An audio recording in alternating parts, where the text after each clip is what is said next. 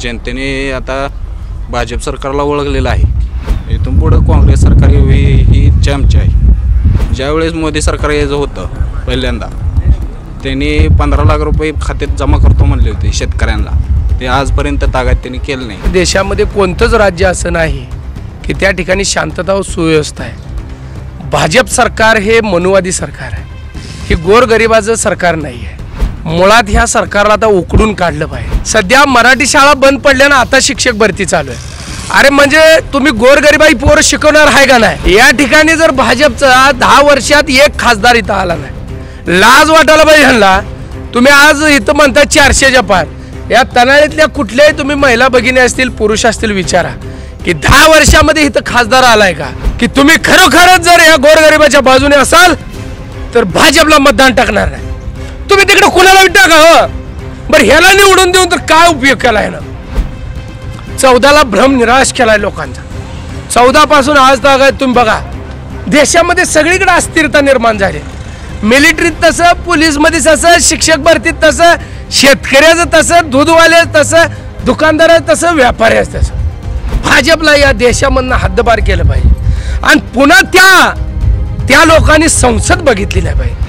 सोलापूर लोकसभा मतदारसंघात सध्या वेगाने घडामोडी सुरू आहेत। महाविकास आघाडीकडून प्रणिती शिंदे यांचं नाव निश्चित झालं आहे, तर भाजपाकडून आणखीनही उमेदवार ठरत नाही। आज आपण पंढरपूर विधानसभा मतदारसंघात येणाऱ्या तनाळी गावात आहोत। या तनाळी गावातील मतदारांना, नागरिकांना या लोकसभेच्या निवडणुकीविषयी काय वाटतं हे आपण त्यांच्याकडून जाणून घेणार आहोत। हे जे लोक एक गावामध्ये जो पार असतो त्या पारावर विविध स्तरातील लोक येत असतात आणि त्यांच्यात ज्या काय जिल्ह्यात देशात ज्या घडामोडी सुरू असतात त्यावर दररोज चर्चा चालू असते। आता निवडणुकीचा माहोल आहे आणि काय नेमक्या चर्चा सुरू असतात हे आपण त्यांच्याकडून जाणून घेऊयात। काय सांगाल निवडणुकीच्या निमित्ताने? माझे नाव बापू जगन्नाथ मासाळ, वंचित बहुजन आघाडीचा एक कार्यकर्ता। आज लोकसभेच्या निवडणुका लागलेल्या आहेत। सोलापूर मतदारसंघातून महाविकास आघाडीचे उमेदवार प्रणिती शिंदे यांना आम्ही प्रचंड बहुमताने विजय करणार आहे। गेल्या 10 वर्षामध्ये भाजप सरकारने नुसते आश्वासन मोकळे दिलेले आहेत। भ्रष्टाचार करणाऱ्या विरोधात ज्यांनी घोटाळा केला त्यांना आपल्या पक्षामध्ये सामील करून घेतले। कोणावरही अन्याय काय सांगाल? तुम्ही किती वर्षापासून मतदान करताय? मला बोला येत नाही असं। बोलत मतदान तर करताय? करतोय। कोणाला करत असतं? काय जे ते ह्याच्यावर असतं। काय सांगाल एक तरुण म्हणून काय सांगाल? माझं तर म्हणणं असं आहे की वंचित बहुजन आघाडी ही मी बी कार्यकर्ताच आहे, उपाध्यक्ष आहे त्याचा, तरी भाजपला वेगळून राष्ट्रवादीला आपण निवडून द्यावं।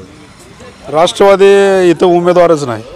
आता राष्ट्रवादी 2 गट आहेत, नेमका अजित पवार की शरद पवार, इकडे काँग्रेसकडून प्रणिती शिंदे आहेत। प्रणिती शिंदे मग आपण निवडून घ्या। वंचित बहुजन आघाडीची युती झाली काय? आता ते आता वर एवढं काय आता ही नाही, आपण वर काय गेलो नाही, आपण काय ते ही नाही, पण आपल्याला जे योग्य वाटेल त्याला निवडून द्यावं अशी माझी इच्छा आहे। महाराष्ट्राला सुद्धा ही माझी इच्छाच आहे अशी, जे आपल्याला योग्य आहे ते माणसाला निवडून द्यावं। काय सांगाल तुम्ही? काय सांगाल? आमचं म्हणणं आहे की प्रणिती शिंदेला निवडून द्यावं। जनतेने आता भाजप सरकारला ओळखलेलं आहे। इथून पुढे काँग्रेस सरकार ही चॅम्पची आहे। भाजप सरकारचे कोणतं काम तुम्हाला आवडले? सध्या तरी आम्हाला काहीच आवडलं नाही। त्यांनी आश्वासन दिले शेतकऱ्यांना, ज्यावेळेस मोदी सरकार यायचं होतं पहिल्यांदा त्यांनी 15 लाख रुपये खात्यात जमा करतो म्हणले होते शेतकऱ्यांना, ते आजपर्यंत तागात त्यांनी केलं नाही। काय सांगाल तुम्ही? आम्ही तर आमचं म्हणणं असं आहे, वंचित बहुजन आघाडीला निवडून द्यावं लोकांनी, समाजानं। इथं आता वंचित बहुजन आघाडीची युती पण झाली नाही आणखीन, पण इथून उमेदवार देतील काय? देणार की नाही द्यायला काय अडचण? युती हो आगर ना हो, पण उमेदवार असणार। काय सांगाल तुम्ही? काय आपल्यासोबत आणखीन काय नागरिक आहेत त्यांच्याकडून काय सांगाल या ज्या काय लोकसभेच्या निमित्ताने घडामोडी होत आहेत? नमस्कार। आज जर आपण बघितलं गेली 10 वर्ष झालं या देशामध्ये आणि राज्यामध्ये भाजपचं सरकार आलं आहे त्या दिवसापासून या माणसामध्ये अस्थिरता निर्माण झालेली आहे। या ठिकाणी जर आपण बघितलं तर देशामध्ये कोणतंच राज्य असं नाही की त्या ठिकाणी शांतता व सुव्यवस्था आहे। भाजप सरकार हे मनुवादी सरकार आहे, हे गोरगरिबाचं सरकार नाही आहे। मुळात ह्या सरकारला आता उकडून काढलं पाहिजे। मग ह्यामध्ये गट तट बाकीच्या 12 भानगडी ह्या संपवल्या पाहिजे। मग या ठिकाणी अनेक पक्ष आहेत, प्रत्येक पक्ष हा स्वतःला मोठा समजतो आहे। मग त्यापेक्षा तुम्ही ही जी घाण आहे पहिल्यांदा तुम्ही काढली पाहिजे। आज आपण जर बघितलं 4 वर्षाची मिलिटरी केली आहे, काय मला सांगा 21व्या 22व्या वर्षी जर एखादा तरुण जर त्या ठिकाणी रिटायर होत असेल तर त्याच्या पुढच्या जीवनामध्ये किती अडचणी निर्माण होत असतील। त्यानंतर तुम्हाला सांगतो शाळा आता बंद पडल्या, सध्या मराठी शाळा बंद पडल्या ना, आता शिक्षक भरती चालू आहे। अरे म्हणजे तुम्ही गोरगरिबाई पोरं शिकवणार आहे का नाही? माझं मतदाराला आव्हान आहे, या ठिकाणी जर भाजपचा 10 वर्षात एक खासदार इथं आला नाही, लाज वाटायला पाहिजे ह्यांना। तुम्ही आज इथं म्हणता 400च्या पार, या तनाळीतल्या कुठल्याही तुम्ही महिला भगिनी असतील पुरुष असतील विचारा की 10 वर्षामध्ये इथं खासदार आलाय का, त्याने ह्या गावची समस्या विचारली आहे का?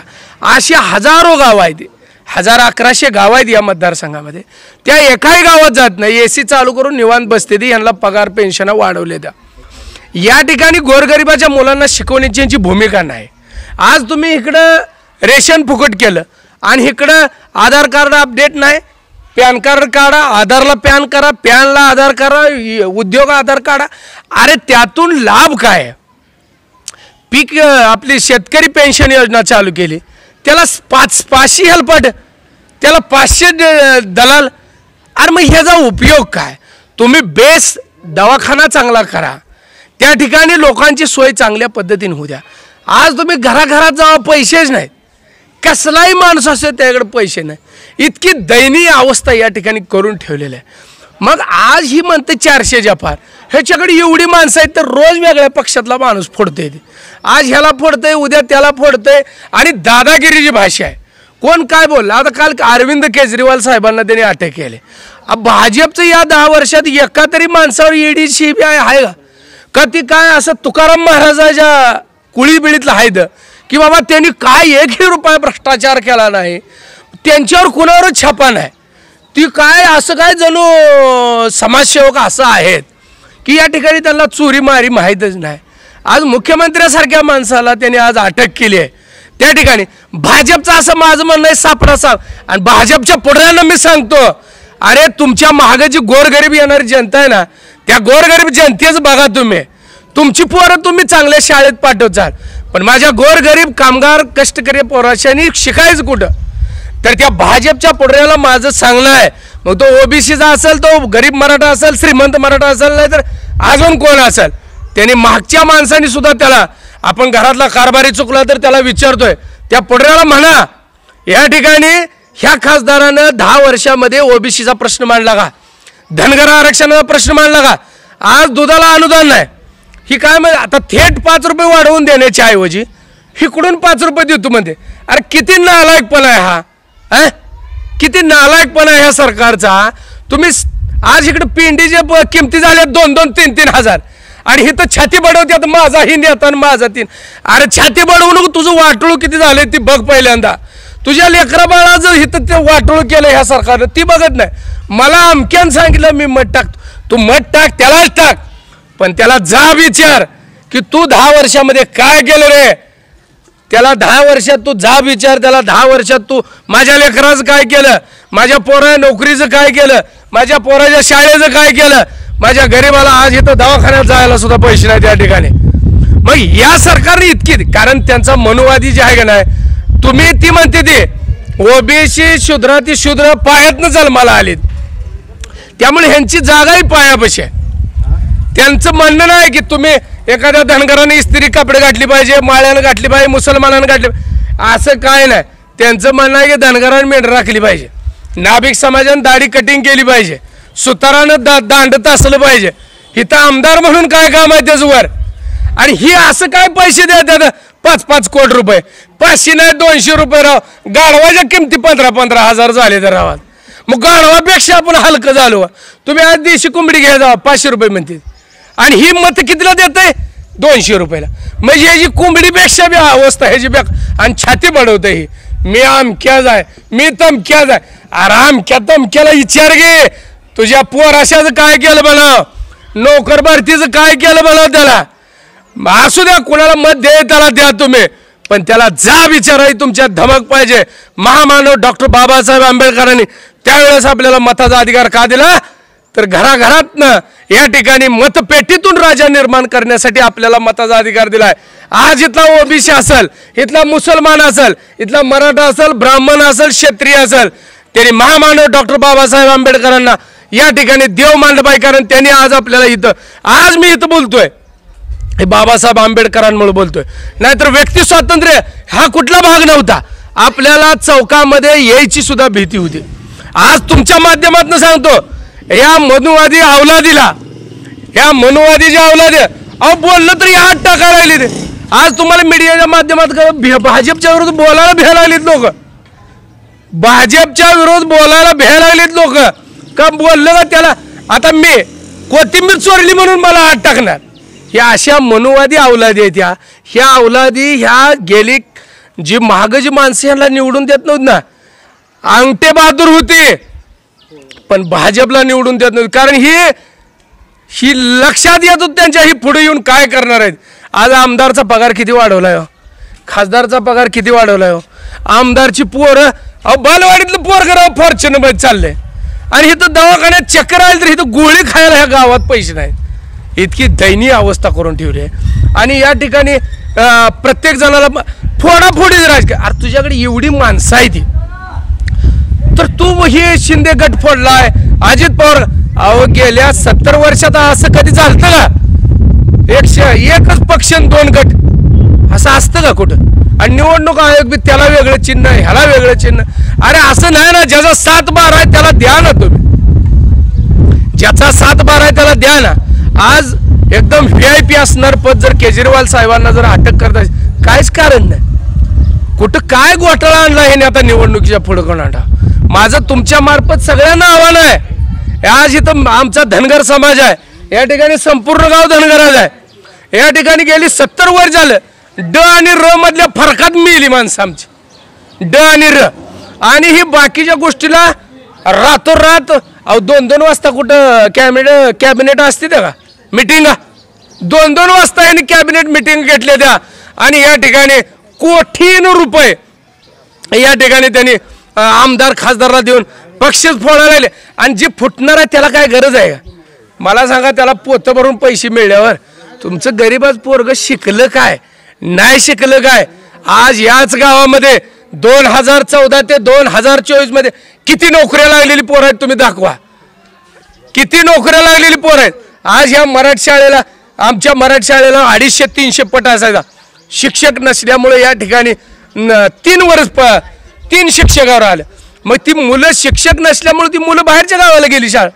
त्यांचा हेतू काय आहे की धनगराचं पोरगा असू द्या सुताराचं असू द्या दलिताचं असू ह्यांनी शाळा शिकली नाही पाहिजे. त्यावेळेस सुद्धा तुम्ही बघा ज्यावेळेस इंग्रज सरकारच्या वेळेस मताचा अधिकार द्यायचा होता त्यावेळेस ह्यांनी सांगितलं होतं जी व्यक्ती 8वी पास आहे जी व्यक्ती शासनाचा टॅक्स भरते त्याच व्यक्तीला मताचा अधिकार. मुद्दा लक्षात घ्या. आणि त्यावेळेस धनगराज एक आज शिकलेली नाही त्यावेळेस कोण टॅक्स भरायचं. म्हणजे तुम्ही या देशामध्ये एकदम असं लोकांचा हाल करण्याचा या ठिकाणी दृष्टिकोन आहे. आज तुम्ही दुधाचं दर बघा शेतीचं दर बघा. ही म्हणत होतो मी माझं सरकार आल्यावर मी 6,000 ऊसाला दर देतो. अहो हा याच्यात काट मारून लोक शेत विकून चालली निघून कर्जबाजारी झाली. ही आल्यापासून द्राक्ष बागायतदाराने ज्यांनी पहिली 2-2 एकर घेतली त्यांनी 4-4 एकर विकून टाकली. इतकी दयनीय अवस्था करून टाकली. मी असं मुद्दाम बोलत नाही. तुम्ही कुठल्याही घरी जावा त्या ठिकाणी कुणाच्याही घरात 100 रुपयावर पैसे निघत नाहीत आता. कारण ह्याच्यातनं कट झालं त्याच्यातनं कट झालं. अहो किती वाईट परिस्थिती या ठिकाणी निर्माण करून ठेवल्या. आज दवाखान्यात काय वाईट अवस्था आहे. पैसे जायला पैसे नाही म्हणून ही 400 पार म्हणतात ना ह्याला 4च्या वर ह्याचं खासदार येणार नाहीत. या निवडणुकीत धनगर समाजाची काय भूमिका असेल. धनगर समाजाची भूमिका काय असणार आहे. या ठिकाणी धनगर समाज आता तासूनच आहे हो. पहिलाच धनगर समाजाला गुडघ्यात मिळतोय. या ठिकाणी धनगर समाजानंतर ही सरकार आणले राव, त्यामुळे ह्याला काढल्याशिवाय धनगर समाज गप बसत नाही.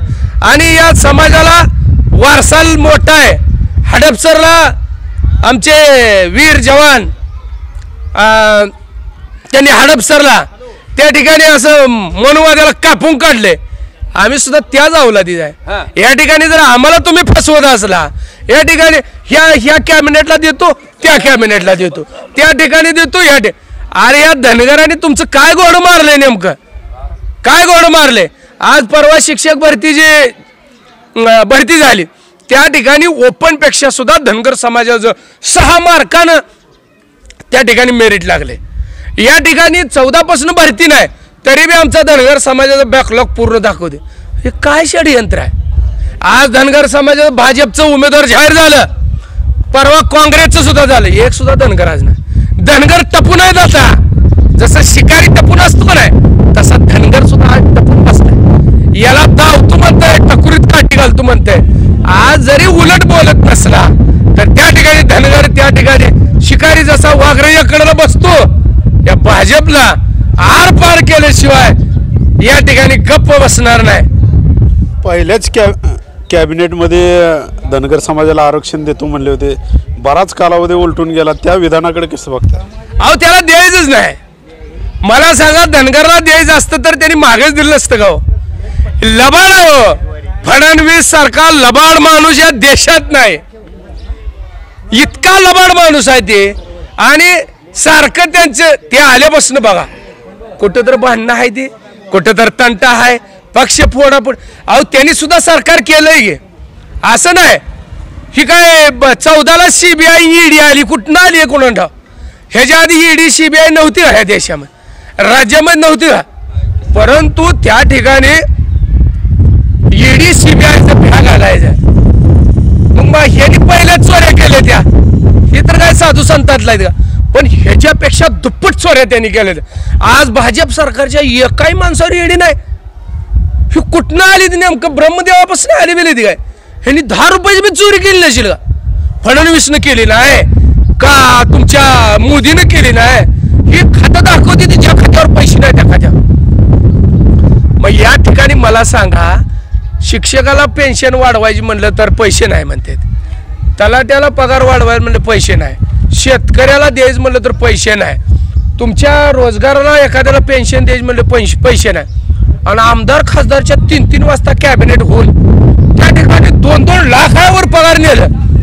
25 लाख रुपये बिनव्याजी तुमच्या गाडीला. अरे काय तुम्ही करताय नेमकं? ही तर कोठीनं पैसे वाटतात आणि ह्यांना बिनव्याजी 25 लाख रुपये. फॉर्च्युनर गाडी घ्याल, त्याच्या कंबरला हपका बसून त्याची कंबर बाद होणे, इकडं रोड रस्त्यावर आदळून कंबरा गेल्या लोकांच्या या, आणि ह्याच्या कंबरला काय होणे या आमदार खासदारच्या. अहो इतका वैताग आला आहे अक्षरशः. ही लोकशाही म्हणून लोक का पाहिजे नाही, यंदा येता काठीनं बडवलं असतं लोकांची. इतकी वाईट परिस्थिती. आणि ह्या मतदारसंघात तुम्हाला सांगतो, फडणवीस आला, मला माझं सरकार द्या म्हणला, इथला आमदार निवडून द्या म्हणला. अरे हा आमदार कवा गावाकडे बी येत नाही. अरे माझ्यासारख्या गरीबाला निवडून दिलं असतं मी काहीच नाही माझ्याकडे, मी लोकांनी कामं केली आहेत.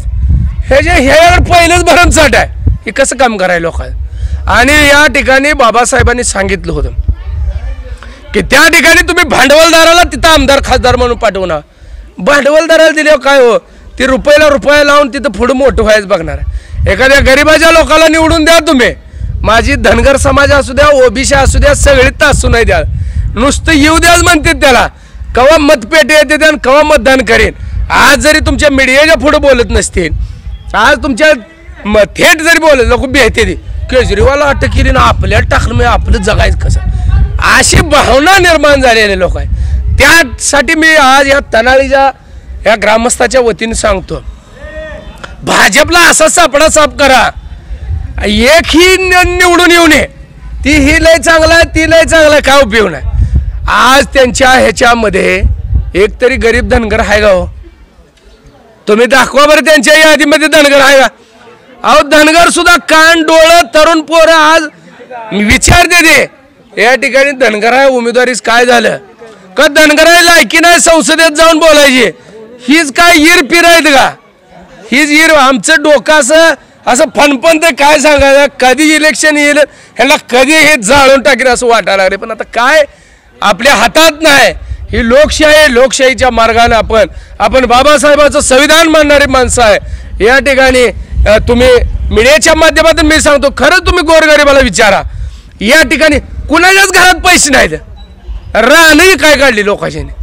अक्षरशः भांडणं रोज चालू आहेत. व्यसनानं लोक भुलून गेलेत. अहो व्यसनानं मला सांगा, एवढं ही चांगलं आहे ना, दारू बंद का केलं नाही? कारखाना बंद करायचे ना, कारखाना बंद करते ते, कारखाना बंद करत नाही. दारू कारखाना बंद करून आमची गरीबाई पोरं, आणि दारू कोणी पिते? बहुजनाची पोरं पिते ते. एखादा क्षत्रिय ब्राह्मण वैश्य पिऊन पडलाय का कुठं स्टँडवर? नाही. तुमच्या ह्या मीडियाच्या माध्यमातून मी तुम्हाला सांगतो, भाजपला त्यांचं डिपॉझिट जप्त होण्यासारखं लोकांनी करावं. माझी 500 किंमत करतो काय मतदारांनी म्हणायचं? मला महामानव बाबासाहेबांनी मताचा अधिकार दिलाय, या ठिकाणी वागण्याचा अधिकार दिलाय, फिरण्याचा अधिकार दिलाय. माझी किंमत 500. अरे लाज वाटायला पाहिजे. खुडूक कोंबडी चालली 600 रुपयाला, बिगर अंडे घालणारी. हा, रेडा चालला 3000ला, गाढव चाललं 15000ला, बोकड चाललं 15000ला. माझी किंमत 500. 500 घ्यायचं आणि तिच्या दणका द्यायचा विरोधात. माझं मत आहे बा, विरोधात दणका द्यायचा आणि त्यांचं पैसे बी हाणायचं, त्यांना मोकळं बी करायचं. त्यांनी टकुरीला हात लावला पाहिजे. काय भानगड जनता अशी कशी काय केली? मग म्हणून तर ती जुनी जी लोक म्हणतो ती काय येडी नव्हती. ह्यांना 50-60 वर्ष येऊ दिलं नाही. म्हणजे RSSनं त्यावेळेस सुद्धा 1930-32ला सुद्धा या ठिकाणी संविधानाला विरोध केलेले आहेत. कशासाठी विरोध केला? कारण संविधान काय करते? धनगर असू, माळी असू, दलित असू, कुंभार असू, मराठा असू, ब्राह्मण असू, समान वागणूक देते. तसं ही देत नाही, मनुवादी देत नाही ते. आमच्या तर गावात आम्ही ठरवलंय, वनवे करून भाजपला 0 मतं टाकायची. कारण जी मतं टाकल तो ह्यांच्या विरोधात आहे म्हणावं लागल, ह्या गरिबाच्या विरोधात आहे म्हणावं लागल, ह्या सर्वसामान्याच्या विरोधात आहे म्हणावं लागल. कारण आज जीएसटी कोण देते? गरीब देतोय. काय दुकानदार भरत नाही? तुम्ही आज शेतकऱ्याच्या औषध कंपन्या बघा, तिथं किमती M45 बघा, झेड असत्यातर बघा, कराटे बघा, नोवान बघा, अशा हजारो वस्तू आहेत. त्या ठिकाणी लुटला गेला आमचा शेतकरी. आणि ह्यानं जीएसटी ह्यानं विरोध केलता, मोदीनं त्यावेळेस जीएसटीला विरोध केलता. हे जीएसटीनं गरिबाचं कंबरट मोडल. आता ह्यानं आपट माणूस मारून टाकला. कुणाच्याही घरात सुख शांतता समाधान नाही. मग या ठिकाणी एवढी अवस्था असताना ह्या भाजपला माझं मत आहे. ही खासदार तर तुम्हाला सांगतो 2-2 तास त्या ह्याच्यातच घालवते, त्या काय ते कार्यक्रमात. अरे पण इथं ये ना तानाळीत, इथल्या लोकांच्या समस्या बघा ना. आमदार बी तसा, खासदार बी तसा. आणि मोदी आल्यापासून मीडियाच्या पुढे येत नाही. कारण मीडियावाले विचारते 15 लाखाचं काय झालं, 15 लाख कोटीच्या नोकऱ्याच काय झालं विचारतात मीडियावाले. आणि म्हणून ती मीडियाच्या पुढे येत नाही. माझं तुमच्या मार्फत नम्र विनंती आहे, जे कोण ऐकत असतील आज ह्या माध्यमातून, त्यांना सगळ्यांना विनंती आहे की तुम्ही खरोखरच जर या गोरगरिबाच्या बाजूने असाल तर भाजपला मतदान टाकणार नाही. तुम्ही तिकडे कुणाला टाका. हो बरं, ह्याला निवडून देऊन तर काय उपयोग केला ह्यानं? 14ला भ्रम निराश केलाय लोकांचा. 14 पासून आज तक तुम्ही बघा, देशामध्ये सगळीकडे अस्थिरता निर्माण झाली. मिलिटरीत तसं, पोलीसमध्ये तसं, शिक्षक भरतीत तसं, शेतकऱ्याचं तसं, दूधवाल्याचं तसं, दुकानदाराचं तसं, व्यापाऱ्याचं तसं. इतकी दयनीय अवस्था करून टाकली. म्हणून या ठिकाणी मी सांगतोय, भाजपला या देशामधनं हद्दपार केलं पाहिजे. आणि पुन्हा त्या लोकांनी संसद बघितली नाही पाहिजे. मी तर माझ्या बिरोबाला शपथ घालतो. आपण जर पाहिलं तर धनगर समाजाची सुद्धा निर्णायक भूमिका या लोकसभा मतदारसंघात राहणार आहे. आणि धनगर समाज कोणत्या उमेदवाराच्या पाठीमागे उभा राहतो हे देखील पाहणं महत्त्वाचं ठरणार आहे. Ashok Kamble, max, Maharashtra news, Solapur.